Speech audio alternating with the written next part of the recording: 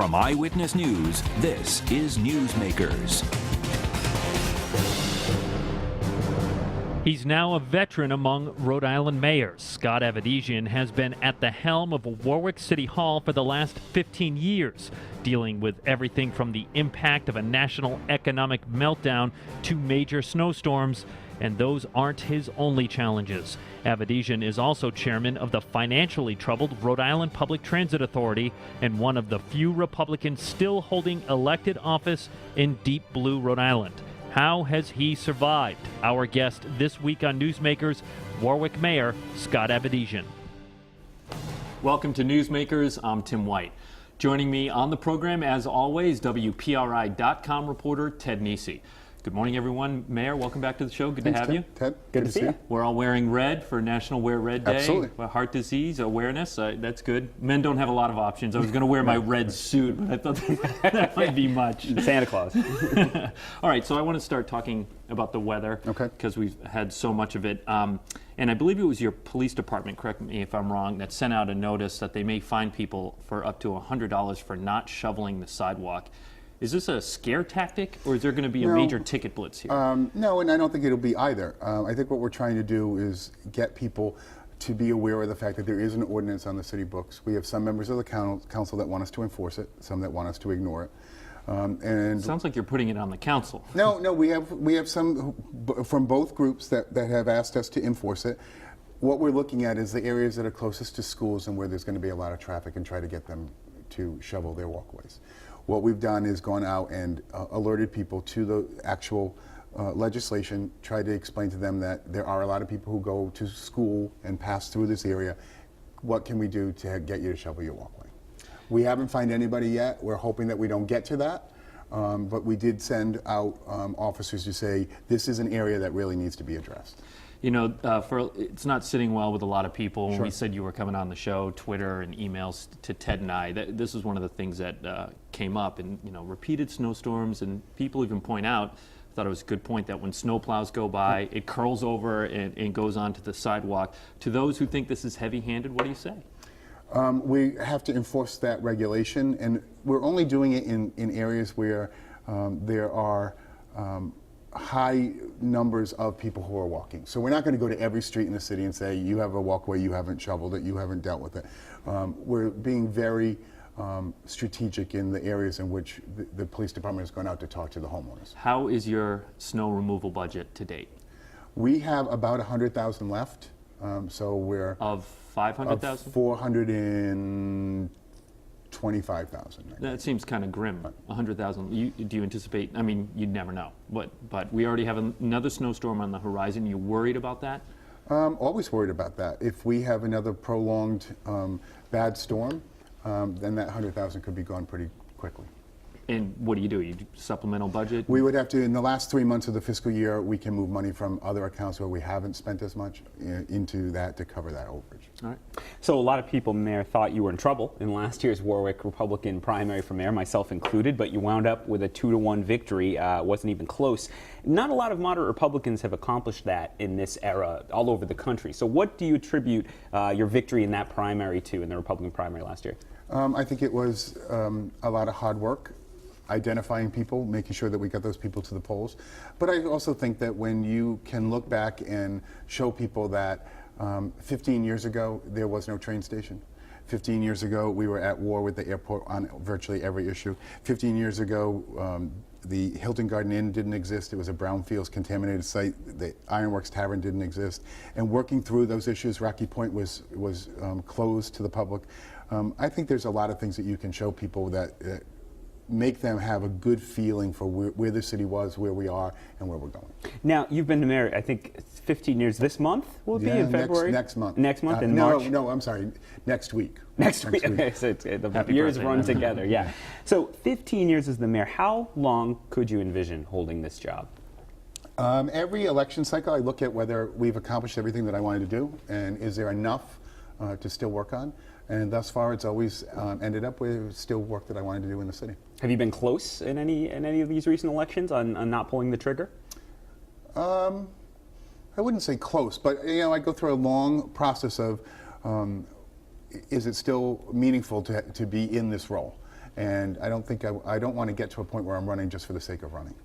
Everyone thinks State Rep Joe Shekarchi will be the next mayor of Warwick, and he's just waiting in the wings for you to retire so he can run. Do you think that's the case? He has expressed his interest to me in running, and he's also said that he would always defer until I'm not there anymore.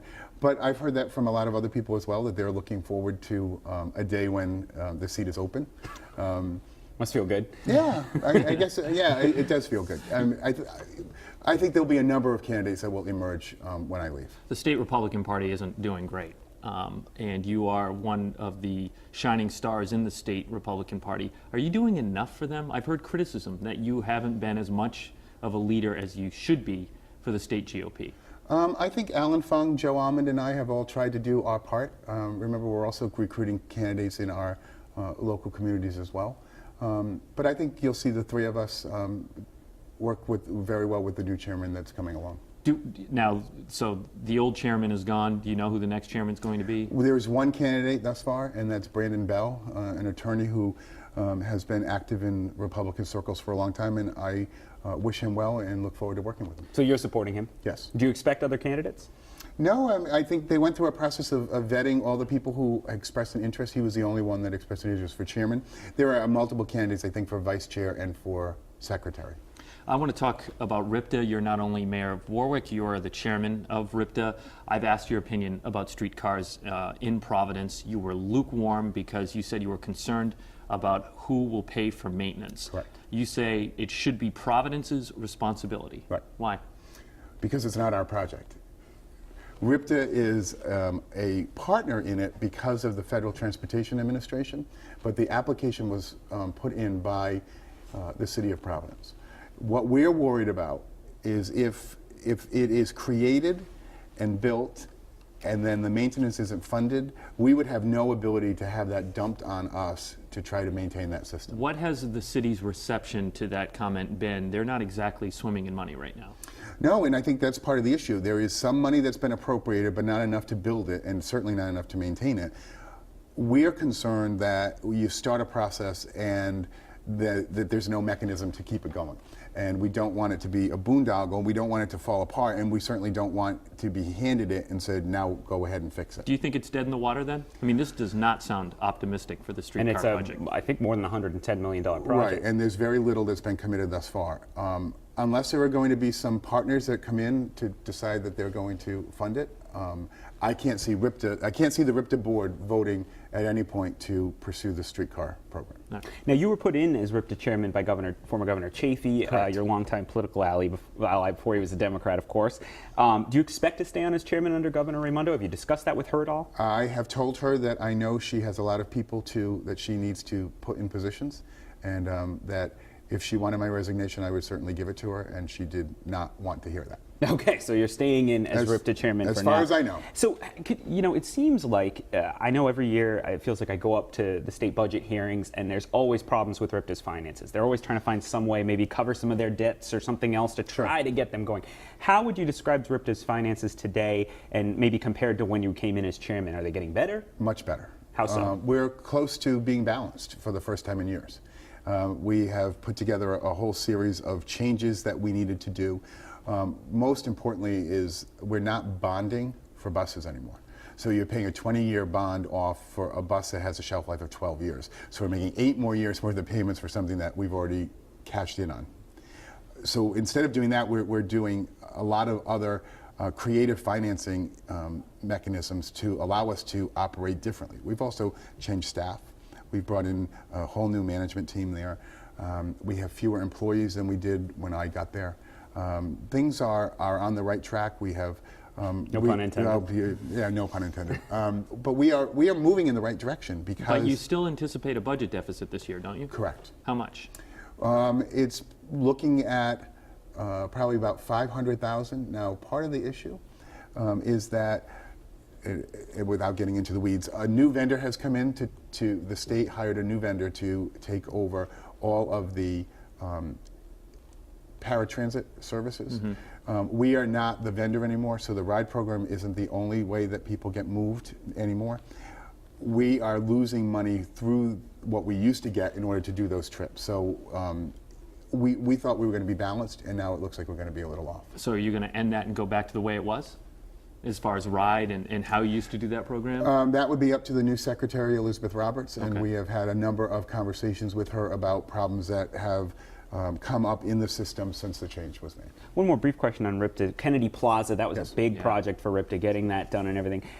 Is there a next big project at RIPTA, a big discussion the board is having about what's the next thing, or is it sort of now up to maintenance and such? Actually, Kennedy Plaza was the City of Providence project. Oh, We excuse me. were a partner on that, but Yeah. it worked out really well, and it showed us how we really can work cooperatively with other entities. Our big project of the last year was to roll out the R line. So we did a comprehensive analysis of all service, and we took out bus stops where they didn't need to be anymore. And so now the R line will get you to work on time, and we're moving more people. We look for more enhancements like that in the next year from us. You mentioned Governor Raimondo and RIPTA. I'm curious, were you ever approached to join Governor Raimondo's administration during the transition? I was not. You were not? No. So those rumors that people were flying around were not true? That's correct. They were not true. Before we go to break, I want to move over to the finances in Warwick. Yep. We talk a lot about OPEB, and this is, of course, retiree health care. Warwick has an unfunded health care obligation of $261 million with zero in the bank, and that's according to the most recent data from the Division of Municipal Finance.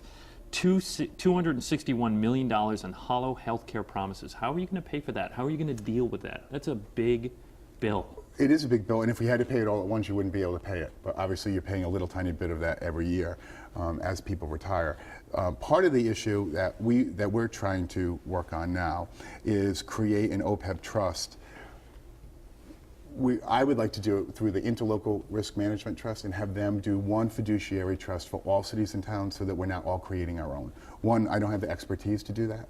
Two, I don't have the 5 to 7 members to sit on that board that have the capabilities of doing that. So I'd like to see us pool that with all other cities and towns. The Interlocal Trust is working on that, and then we would start giving them an appropriation every year to start funding that. Do retirees pay into healthcare? They do not at the moment. Do they go in Warwick? Do they go into Medicare when Yes, they turn they do. 65? Okay. Do you think there would be an avenue at all for retirees to pay? Some critics think they should. What do you say? It always comes up during our negotiations, and I'm sure it will when we begin negotiations again this time. So because the retirees don't have a union anymore, they're out, but it's Right. still based on what was in their union contract when they were active workers that they don't Correct. now have to pay. Right. So how do you get the retirees to pay? Well, can you get the current retirees to pay? Well, there's a number of schools of thought on that. I'm not sure that there's an easy mechanism to do that, and I think that's where you get into why the pension reform at the state level went into this lawsuit. There might be a way to have negotiations with the retirees, but you have to negotiate individually with each and every one of them. So that's the two schools of thought that we've been going through. But Is it a comes up- priority for you? Yeah, it comes up every time we do negotiations, and maybe what you do is if you can't change the retirees, and maybe you start with new hires. That's also an option that we've been throwing around. All right, we got to go to a break. Our guest this week is Warwick Mayor Scott Avedisian. Stay with us. You're watching Newsmakers.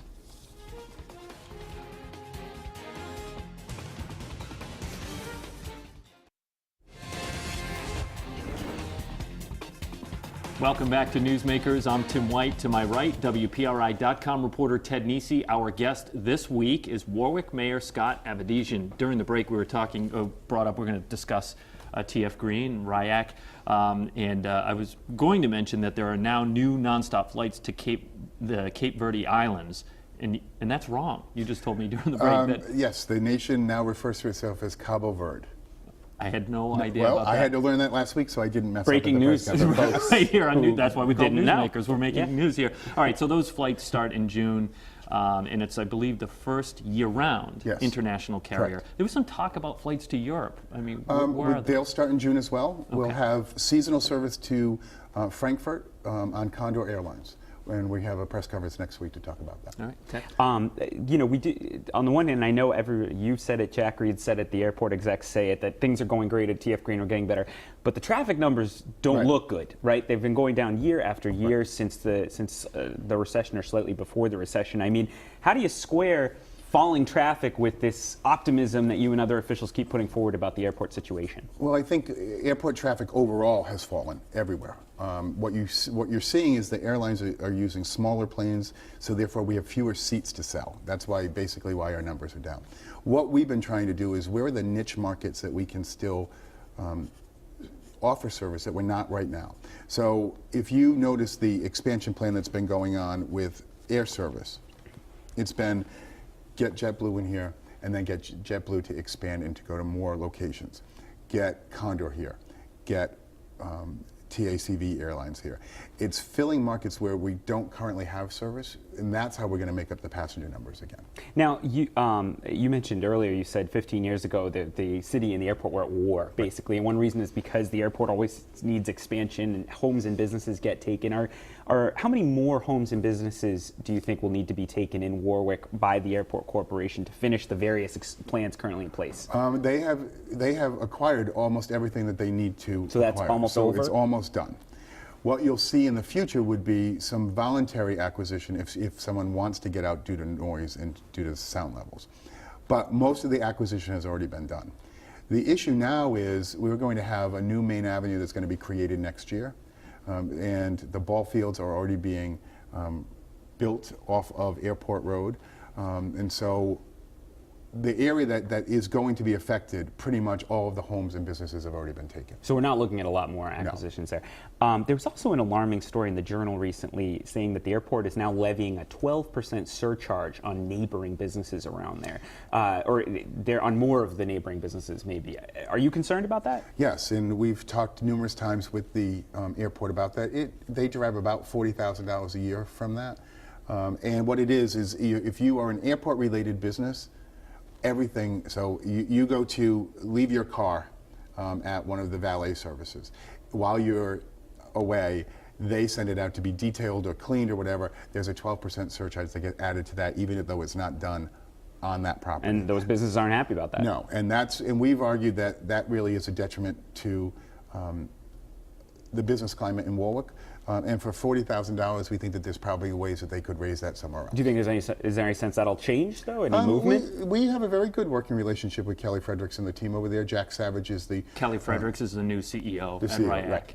And Jack Savage John Savage is the new chairman of the board. I keep saying Jack Savage because we have a state rep named Jack Savage, and I get them mixed up all the time. But we have a great working relationship with them. And 15 years ago, I couldn't say that. I mean, we were at odds on virtually everything. Back to city finances, one of Warwick's 4 pension plans is funded at only 20%. Right. An audit says it's on track to get worse. Now, you always point out, look, it's on a 40-year plan to improvement, but payments to that plan are scheduled to balloon by $3 million between 2014 and 2019, meaning with just that plan, the city will have to put in $17.8 million in fiscal 19, and you have 3 other pension plans. That's just that one.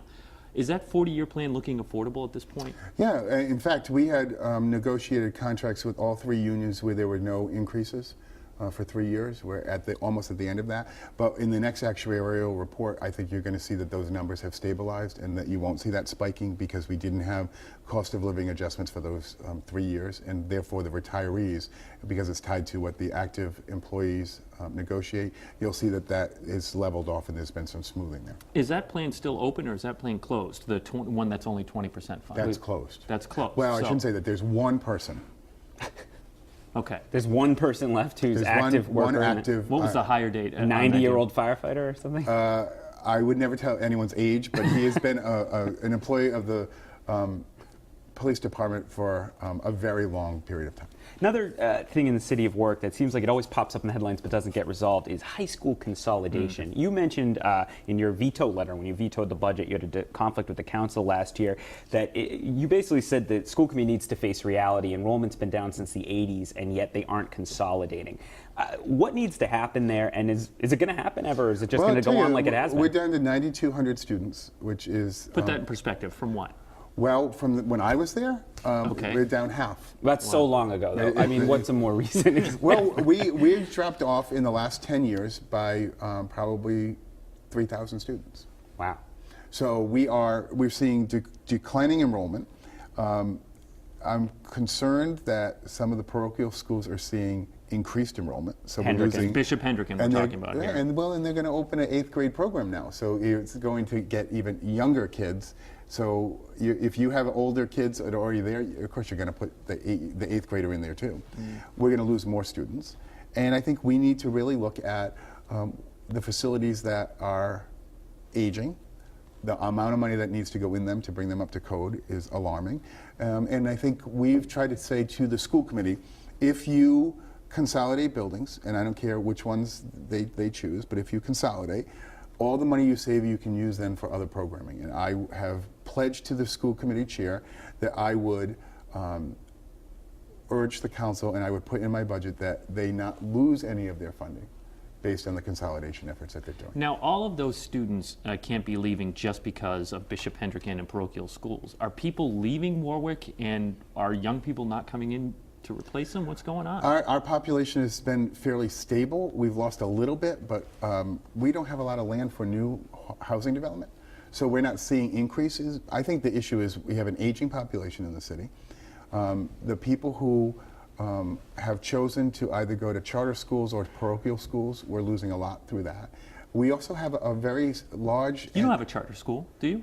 No, but you can go off to the Mayoral Academy in Providence. Okay. And we have people who have chosen to put their kids in Highlander and some other charters in Providence. And we have a large number of people who are homeschooling now. Interesting. That's a notable number at this point in Warwick? It never was, but it's well over 100 now. And so when you take that out of the mix, that is a little alarming. We're trying to hit a lot of different things going on in Warwick to get the latest updates on. Another one, the Apponaug Circular Project. Yes. You've been very excited about that. A lot of construction in that area. What's the timeline on that project? When will people be able to drive more normally down there? Another 1.5 to 2 years. Well, that won't make people happy. No, but we told them at the very beginning it's going to be a 3-year commitment to make this work. But already we're seeing differences. A $25 million hotel is being planned now right on the water in Apponaug, which is a direct result of this type of reinvestment. We have businesses that are moving around, and you'll start to see a lot of construction on the post road side of Apponaug as well. Obviously, we just redid City Hall as well. So you're going to have bookends of the Sawtooth building, a brand new hotel, and a renovated City Hall. And we think we're going to be able to recreate a pedestrian-friendly area in Apponaug. You always project an optimism, like a lot of mayors, about your city. But after 15 years, what keeps you up at night about running Warwick? Or what worries you the most looking forward when you're thinking about the bigger picture for the city? What worries you, or what do you expect to spend a lot of time on? I spend a lot of time on finances because I think you have to, and you have to worry about where are the trends going. In all honesty, the biggest part of the job becomes personnel. How so?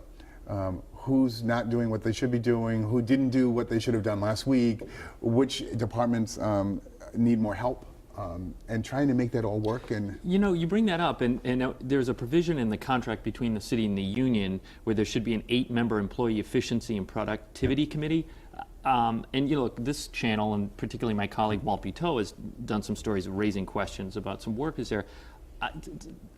Has that committee ever met? I don't think I've ever seen it meet. No, I don't believe they have. Why not? I don't think it's any philosophical disagreement not to do it, but we're in the middle of negotiations now, and that will be one of the discussions. Maybe we need to change what their role will be and maybe give them some more power. The committee. Let the committee actually work on things instead of just getting together to talk about how do we become more productive. But why not have it meet even to see if it's productive? I mean, you haven't even test driven the car, right? Well, we're in negotiations now, so I don't really want to say too much until we're done. All right. National Grid has raised electric rates for its customers of more than 14% over 12 months for residential.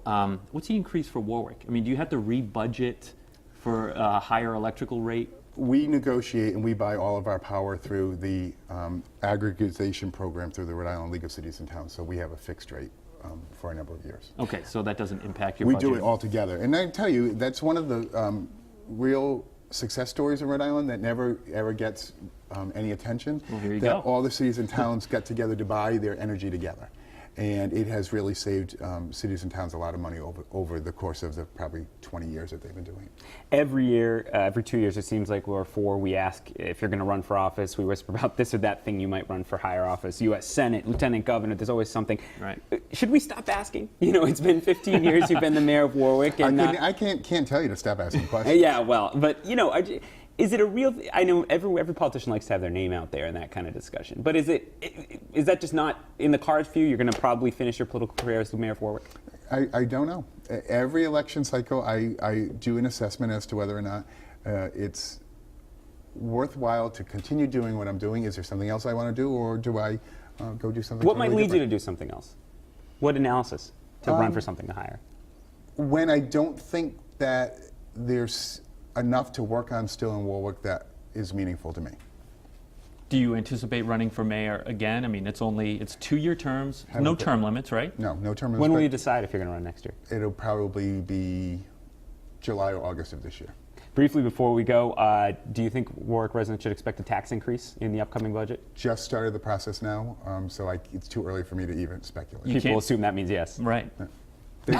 They can assume that, but we have just started now, and we have to factor in a lot of things before we can get to that. All right, give me another month or so, and I can probably give you a better idea. Warwick Mayor Scott Avedisian, thank you. We'll see you next week on Newsmakers.